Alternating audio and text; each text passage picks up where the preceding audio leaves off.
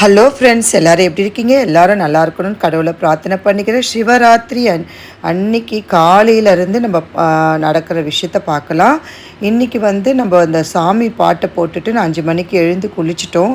குழந்தைங்க எல்லோரும் தூங்குறாங்க. மருமகளும் எழுந்து கிச்சனில் எல்லாம் ரெடி பண்ணியிருந்தாங்க. நான் ஏதோ இருக்கிற அதாவது பூஜை வேலையெல்லாம் பார்த்துட்டு நம்ம அதுக்கப்புறம் புடவையை கட்டிக்கலான்னு சொல்லிவிட்டு நைட்டி டக்குன்னு போட்டுன்னு வந்துட்டேன். ஏன்னா கடன் வேலையை ஆகணும்னு சொல்லிவிட்டு வாசலில் விளக்கேற்றிட்டு நம்ம ஒரு தூப ஆராதனை பண்ணிவிட்டு நம்ம காமாட்சி அம்மா விளக்கு மட்டும் நான் ஏற்றிடுவேன். ஃபஸ்ட்டு ஏற்றிட்டு அதுக்கப்புறம் பூஜை சாமானெல்லாம் நான் எடுத்து தொலைக்கணும். அதுக்குள்ளே மருமக பால்லாம் காசிட்டு டிஃபன் வேலையை பார்க்க சொல்லிட்டேன். ஏன்னா காலையில் குழந்தைங்களுக்கு இட்லி ஊட்டணுமே. நாங்கள் எல்லோரும் இன்றைக்கி விரதம், அதாவது எல்லோரும்னா நானும் என் மருமக மட்டும் விரதம். பையன் பசங்க எல்லோரும் சாப்பிட்ணும் இல்லையா? காலைல டிஃபனு, மதியானம் லன்ச்சு அதெல்லாம் சாப்பிட்ணும் இல்லையா? பாருங்கள், இவங்கள பற்றி உங்களுக்கு ஞாபகம் இருக்குதா? இவர் விட்டல் ருக்மணி அம்மா. திருப்பி ரிவைண்ட் பண்ணி பாருங்கள். இவங்க வந்த டைம் நம்ம வீட்டுக்கு மறக்கவே முடியாதுங்க. அந்த மாதிரி ஒரு நிகழ்ச்சி நடந்தது. என்னுடைய வீடியோவில் நான் போட்டிருக்கேன். அம்மா அதாவது வாராகி அம்மாவுக்கு ரொம்ப பிடிச்சவங்க நினைக்கிறேன். விட்டலும் ருக்மணி அம்மாவும் எல்லாருமே எங்களுக்கு ஒரு கிஃப்டாக வந்தவங்க தான். அந்த டைமில் ஒரு கிஃப்டாக வந்த டைமில் வாராகி அம்மா அவங்களுடைய முகத்தை நம்மக்கிட்ட காமிச்சாங்க பாருங்கள். அந்த வீடியோ பார்க்காதவங்க பாருங்கள். இப்போது நம்ம பூஜை சாமான்லாம் எடுத்து எல்லாருக்கும் வச்ச அரிசி, பருப்பு, உப்பு எல்லாத்தையுமே எடுத்து ஒரு கிண்ணத்தில் கொட்டி வச்சுப்பேன். இது வாரத்தில் ஒரு நாள் நாங்கள் பொங்கல் ஏதாவது செய்ய சொல்ல அதை எடுத்து நாங்கள் யூஸ் பண்ணிப்போம். அந்த பருப்பு சாம்பாரில் போட்டுப்போம். நான்வெஜ் செய்கிற சமயத்தில் யூஸ் பண்ண மாட்டேன். கடன் பூஜை சாமான் எல்லாத்தையும் தொலைக்கிட்டு திருப்பியும் பூஜை ரூமுக்கு பூவெல்லாம் எடுத்ததெல்லாம் நான் எடுக்கலை. வெறும் பூஜை சாமான் மட்டும் எடுத்துட்டு தொலைக்கிட்டு அதுக்கப்புறம் இங்கே க்ளீன் பண்ணிடலான்னு வந்தேன். ஏன்னா அப்போவே நம்ம எந்த இடத்தையும் திருப்பி அங்கேயே நின்றுட்டு இருந்தோம்னா நம்மளுக்கு வேலை ஆகாதுன்னு சொல்லிவிட்டு நான் பூஜை சாமான் தொலைக்கிட்டு சாமிக்கு போட வேண்டிய வஸ்திரம்லாம் எல்லாத்தையும் எடுத்து வச்சுட்டு சூடாக ஒரு கிளாஸ் காஃபியை முதல்ல குடித்தோம் உட்காந்து. அப்போ மணி 7 ஆயிடுச்சு. 7-7:30 இருக்கும். பெரியவன் எழுந்து வந்துட்டான். சின்னவன் தூங்கிட்டு இருந்தான். சரி, நான் அதுக்குள்ளே போய் புடவையெல்லாம் மாற்றிட்டு விபூதி பட்டை வச்சுட்டு சாமிங்களுக்கு மஞ்சள் குங்குமம் வைக்கிறதுக்காக மஞ்சள், பச்சை கற்பூரம், அதுக்கப்புறம் ஜவ்வாது இதை நம்ம சந்தனத்துலேயும் மஞ்சள், அதாவது நடுவீட்டில் வைக்கிற மஞ்சள்லேயும் பன்னீர் கலந்து நம்ம வச்சோம்னா எப்போ நம்ம பூஜை ரூமை திறக்கிறோமோ அப்போ கமன் வாசனை வரும் பூஜை ரூம்.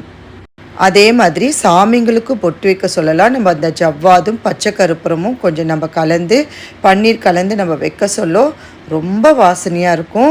நான் நடுவீட்டில் குங்குமஞ்சா வைக்கிறேன். இந்த மாதிரி நம்ம குங்குமஞ்சா நம்ம வைக்க சொல்ல கூட கொஞ்சம் சந்தனத்தை கலந்துங்க வைக்க சொல்ல 15 நாள் ஆனாலும் சரி, 20 நாள் ஆனால் சொல்லி உங்களுக்கு நடுவீடு பச்சைன்னு இருக்கும்.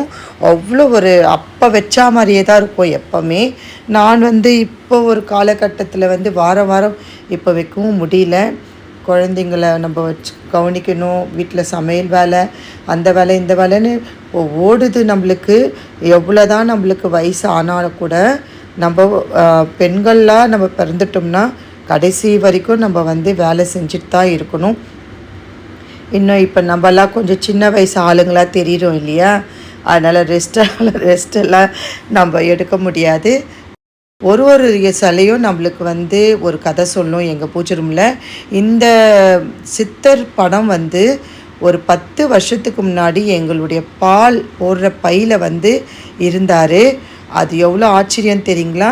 10 வருஷத்துக்கு முன்னாடி எனக்கு சித்தர்கள் மேலே ரொம்ப ஒரு என்ன சொல்கிறது, ஒரு ரொம்ப அஃபெக்ஷனாக இருந்தேன். அது என்னன்னே தெரியல. அப்போ தான் நான் ராகவேந்திரர்னால் எனக்கு அவ்வளோ பிடிக்குங்க. நான் வியாழக்கிழமை விரதம் கிட்டத்தட்ட இதோ இன்ன வரைக்கும் பார்த்தா ஒரு 28 வருஷமாக நான் இருக்கேன். வியாழக்கிழமையில் நான் பேசவே மாட்டேன். அது ஒரு 2 வருஷம்தான் இருந்தேன். காலம் நம்மளை அப்படியே வச்சிருமா? காலம் நினைக்கிறதெல்லாம் நம்ம நடக்க வைக்காது. காலப்போக்கில் கால கட்டாயத்தினால நம்ம பேச வேண்டிய சூழ்நிலை ஆயிடுச்சு. அப்போ வந்து அந்த சித்தருடைய படம் வந்து நான் நினச்சிட்டு இருந்தேன், எல்லாருடைய சித்தரும் நம்ம வாங்கி இந்த படம் வந்து வாங்கி வச்சு கும்பிடணும் அப்படின்னு நினச்சிருந்த டைமில் திடீர்னு ஒரு நாள் வந்து பால் கவரில் இந்த சித்தர் இருந்தார். அந்த மாதிரி ஒரு படத்துக்கும் ஒரு கதை இருந்தது. அது எப்படி வந்தாருன்றதையும் நான் அப்புறம் சொல்கிறேன். இந்த முருகர் சிலையும் வள்ளி தெய்வானையும் பஞ்சலோக சிலை இது. அப்போ எங்கள் பையன் வாங்க சொல்ல வந்து 15,000, இப்போ இருக்கும் இந்த சிலையோடைய 25,000 இருக்கும். இந்த வாராகி அம்மா வந்து என்னுடைய 50வது பிறந்த நாளுக்கு எனக்கு கிஃப்டாக கொடுத்தாங்க. அந்த மாதிரி ஒரு சிலையும் வந்து எனக்கு கிஃப்டாக வந்து கிடச்சிது தான். நானாக போயிட்டு எந்த சிலையும் வாங்கினேன் அப்படின்னு தான் ஒரு 2-3 சிலை, அதுதான், அவ்வளோதான். அது கூட வந்து சிலை வந்து பெருமாள் சிலை தான் நான் வாங்கினேன் அப்படின்னு சொல்லலாம். பெருமாள் சிலையும் சிவலிங்கமும் அதுக்கப்புறம் அன்னபூர்ணி சிலையும் தான் நான் வந்து நானாக போய் வாங்கினது. மற்றபடி வந்து எல்லாமே வந்து வந்தது தான். அதுக்குள்ளே பசங்க ஒரே கற்று என்னதுன்னு சொல்லிட்டு திரும்பி பார்த்தா 2 பேரும் அடிச்சுக்கினாங்க. இது வந்து கணபதி யந்திரம். என் பையனுக்கு வந்து சின்ன வயசில் அடிக்கடி அடிபட்டுகிட்டே இருக்கும். அப்போ ஒரு ஜோசியக்கார் வந்து கணபதி பூஜை நீங்கள் பண்ணுறது கணபதி யந்திரத்தை சேர்த்து பண்ணுங்கள், வீட்டில் வந்து அந்த மாதிரி குழந்தைங்க வந்து அடிபட்டுகிட்டே இருந்ததுன்னா இதெல்லாம் வந்து ஒரு நல்ல வைப்ரேஷன் அப்படின்னு சொன்னாங்க. இந்த சிவபெருமானுக்கு வந்து அந்த ஸ்டாண்டு பார்த்திங்களா, இந்த ஸ்டாண்டு வந்து நான் வாங்க சொல்ல எவ்வளோ இருக்கும் சொல்லுங்கள் பார்க்கலாம். 1,500 ரூபாய், இல்லை கம்மியாக தான் இருக்கும். அதுக்கு மேலே கூட இருக்காது. வாங்க சொல்ல 15 வருஷம் ஆகுது இந்த ஸ்டாண்டு வாங்கி. இவங்க தான் காளிகாம்பாள். இவங்கள பற்றி தான் நான் நிறைய சொல்லணும். இவங்க வந்ததும் வந்து ஒரு அதிசயம், ஆச்சரியம். ஆனால் அதுக்கப்புறம் பின்னாடி நிறைய விஷயங்கள் தெரிய வந்தது. அந்த பதிவு நான் தனியாக போடுறேன். அதான் அப்போ வாங்கின சிலைங்க தான் இதெல்லாம். இவரும் வந்து எங்கள் அம்மம்மா வாங்கிட்டு வந்து கொடுத்தது தான். அதாவது வந்து கிருஷ்ணர், குழந்தை கிருஷ்ணர், கேதாரிநாத், பத்ரிநாத் அப்போல்லாம் அவங்க போனப்போ அப்போ வந்து அன்னபூர்ணி அம்மாவையும் இந்த கிருஷ்ணர் சிலையும் வாங்கிட்டு வந்தாங்க. இவர் தான் நான் வாங்கினது. நான் வாங்க சொல்ல வந்து ஒரு 4-5 வருஷம் இருக்கும். இப்போ ரேட் அதிகமாக இருக்கும், ஆன்டிக் மாடலு. இப்போ இந்த நெக்லஸ் பார்த்திங்கள, அந்த நெக்லஸ் கூட 1.5 சவரன், அதாவது நெக்லஸ்ஸு அப்போ ஒரு 30 வருஷத்துக்கு முன்னாடி வாங்கினது. அப்போல்லாம் எவ்வளோ இருக்கும் சவரம்? 1,500 ரூபாய், 2,500 ரூபாய் அப்படி இருந்தது. அப்போ வந்து அதை வாங்கி நான் அப்படியே பெருமாள் மேலேயே போட்டுட்டேன் இப்போ எடுத்து அவருக்கு. அது மாதிரி ஒரு சிலையும் ஒரு கதை சொல்லும். அதுக்குள்ளே குழந்தைங்க வந்து என்னை கூப்பிட்டு ஒரே அவன் அடிக்கிறான், இவன் அடிக்கிறான், இதை வேணும் அது வேணும், நடுப்புற வந்து கூப்பிட்டு நம்மளை வந்து பஞ்சாயத்துக்கு வந்துட்டு இருந்தாங்க. மருமகளும் அங்கே சமையல் பண்ணிகிட்டு இருக்குது. அதுக்குள்ளே பின்னாடி ஒருத்தர் என்னை நோண்டிகிட்டே இருக்கிறாரு. என்ன அதுன்னு கொஞ்சம் நீங்கள் பாருங்கள். என்ன அதுன்னு கேட்டால் விபூதி வேணுமா. விபூதி எப்படி தான் பழக்காச்சின்னே தெரியலிங்க இந்த பசங்களுக்கு. அவங்க நான் கொடுத்து பழக்கப்படுத்தலை, எங்கள் மருமக கொடுத்து பழக்கப்படுத்திட்டு இருக்கிறாங்க. அவங்க அம்மா வீட்டில் விபூதி வேணும் அப்படின்னு சொல்லி ஒரே தொல்லை. கொஞ்சம் உக்காருடா, அதோ வரேன் அப்படின்னா கையில் இருக்கிற தட்டை தூக்கி விசிறி அடிக்குது பாருங்கள் மேலேருந்து. அது சின்னது வால் கொடுத்தே ஆகணும்னு ஒரே நோண்டிகிட்டே இருந்தது. சும்மா ஒரு சிட்டிக்க விபூதி கொடுப்பேன், ஒரு கிண்ணத்தில் கொடுத்துருவேன். அவரை சமாதானப்படுத்தி அவரை அனுப்பிட்டா பெரியவர் வந்துட்டார், நான் தான் தண்ணி ஊற்றுவேன் பிள்ளையாருக்கு அப்படின்னு சொல்லிட்டு ஒரே அமக்கலம். நான் கல்பிள்ளையாருக்கு வந்து எண்ணெய் தடவணும் சிவராத்திரி அன்னைக்கு. 2 பேருக்கும் என்னடா இவன் இப்படி பண்ணுறானேன்னு சொல்லிட்டு சரி வெள்ளி புள்ளியாரை தனியாக ஒரு கிண்ணத்தில் வச்சுட்டு அவனுக்கு விபூதியெல்லாம் வச்சு அவரே தடவணும். விபூதி எனக்கு பட்டையாக வச்சு கையில் வைக்கிட்டு ஒரே அமக்கலம்.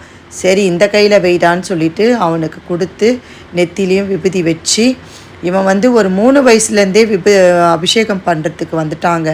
அவனுக்கு ஒரு இன்ட்ரெஸ்ட். அவனுக்கு குழந்தை ஒரு 3 வயசில் கட்டில் மேலேருந்து அப்படியே விழுந்துட்டாங்க. முன்னாடி 2 பல்லு விழுந்துச்சு. இது வந்து உங்களுக்கு 7 வயசில் தான் வளரும்னு சொல்லிட்டாங்க. என்ன பண்ணுறது. ஆனால் கொஞ்சம் வந்து தோழர்கள் மேலே ஒரு சின்ன வருத்தம் இருக்குங்க எனக்கு. ஏன்னா 3 வயசில் 3 வயசு இருக்குங்க, தேசிய கீதம் பாடினான் குழந்தை. அதை நான் வீடியோ எடுத்து நான் என்னுடைய சேனலில் போஸ்ட் பண்ணேன். எவ்வளோ தெரியுமா வியூவர்ஸு? 50 வியூவர்ஸ் கூட வரலைங்க.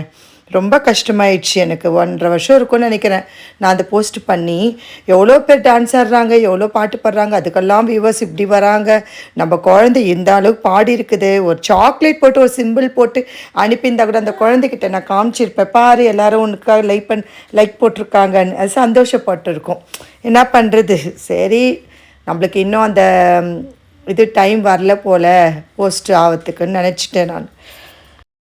அந்த சின்ன வயசுலேருந்தே பூஜை பண்ணுறதுக்கு அவ்வளோ பிடிக்குங்க அவனுக்கு.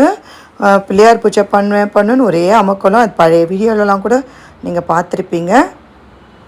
இந்த மாதிரி குழந்தைங்கிட்ட வந்து மாற்றி இப்போ எந்த பூஜை பண்ணாலும் இல்லை சமையல் ரூம் வேலை பண்ணாலும் என் கூட வந்து ஒரு அதாவது என்கிட்ட வந்து போட்டி போட்டு நிற்பாங்க. நானும் செய்கிறேன்னு சொல்லிட்டு இவங்க எல்லாரையும் சமாளிச்சுட்டு நான் அடுத்த வேலையை பார்த்துட்டு வீடியோவும் போட்டுட்டு போஸ்ட்டும் போட்டுன்னு இருப்பேன். ஒரு மாதமாகவே தொண்டை வந்து இன்ஃபெக்ஷன் ஆயிடுச்சுங்க. அதனால் குரல் எப்படியோ இருக்குது, அட்ஜஸ்ட் பண்ணிக்கோங்க. இப்போ நம்ம வந்து பூஜை பண்ணலாம். எண்ணெய் வந்து விநாயகருக்கு எண்ணெய் நல்லா தடவி விட்டுடுவோம். 15 நாளைக்கு ஒரு தடவை எண்ணெய் தடவி விடுவாங்க. விநாயகருக்கு எண்ணெய் தடவிட்டு நம்ம அங்கங்கே அவருக்கு ஒட்டிகிட்டு இருக்கிற அந்த பக்குலாம் சொல்லுவோம். கல் பிள்ளையாரில் வந்து அந்த பக்குலாம் வரும். அதெல்லாம் வந்து லைட்டாக கொஞ்சம் அப்படியே கொஞ்சம் சுரண்டி எடுத்து 15 நாளைக்கு கல் பிள்ளையாருக்கு நம்ம எண்ணெய் தடவி விட்டோம்னா விநாயகர் வந்து அப்படியே பலன்னு இருப்பார். இப்போ வாங்கின விநாயகர் மாதிரியே இருப்பார். அதுக்கப்புறம் நான் வந்து சிவபெருமானுக்கு வந்து எண்ணெய் தடவிட்டு அவருக்கு அபிஷேகம் பண்ண சொல்ல வீடியோ வந்து கொஞ்சம் கிராஸில் போயிடுச்சா இல்லை ஆஃப் ஆகிடுச்சிங்க. அது நான் கவனிக்காமல் நான் பாட்டுன்னு பண்ணிட்டேன். அப்புறம் பார்த்தா ஐயோ வீடியோ போயிடுச்சு, ஆஃப் ஆகிட்டு இருக்கேன். அதாவது ஷேக் ஆகி ஆஃப் ஆகிடுச்சு. என்ன பண்ணுறது, கொஞ்சம் கவனம் குறைவாகிடுச்சு. அதுக்கப்புறம் அன்னபூர்ணி எடுத்துன்னு வந்துட்டு கிச்சனில் பூஜையில் இருக்கிற அன்னபூர்ணியும் கிச்சனில் இருக்கிற அன்னபூர்ணியும் வச்சு பால் அபிஷேகம் பண்ணிவிட்டு அங்கே இருக்கிற அந்த இடத்தெல்லாம் தொடச்சிட்டு மஞ்சள் தடவி அவங்களுக்கு ஒரு விளக்கேற்றிட்டு பூலாம் போட்டுட்டேன். அன்னபூர்ணிக்கு வஸ்திரம்லாம் சாத்திட்டேன். அவங்களுக்கு மேலே தான் ஒரு லைட்டு வந்து பேட்ரி லைட்டு ஒன்று போடணும்னு ரொம்ப நாளாக நினச்சிட்டு இருக்கேன். அது இன்னும் சந்தர்ப்பமும் வரல. பையன்கிட்டையும் சொல்லிகிட்டே இருக்கேன், அவரும் மறந்து போகிறாரு. எனக்கும் டைம் இல்லை, அது போய் வாங்கணும். வாங்கலாம் அப்படின்னு சொல்லிட்டு இந்த ஹேங்கிங் தாமரை விளக்கு வந்து எங்கள் மருமக வாங்கி கொடுத்தாங்க. ஆன்லைனில் பார்த்து வாங்கினேன்னு சொன்னாங்க. நான் திட்டினேன், எதுக்கு ஆன்லைன்லலாம் வாங்கினேன் அப்படின்னு சொல்லிட்டு. இல்லை அழகாக இருக்குது வச்சுக்கோங்கன்னு சொல்லிட்டு வாங்கி கொடுத்தாங்க. ஆனால் எவ்வளோன்னு ரேட்டு கேட்டோன்னு அப்படியா எனக்குன்னு ஆச்சரியமாயிடுச்சு.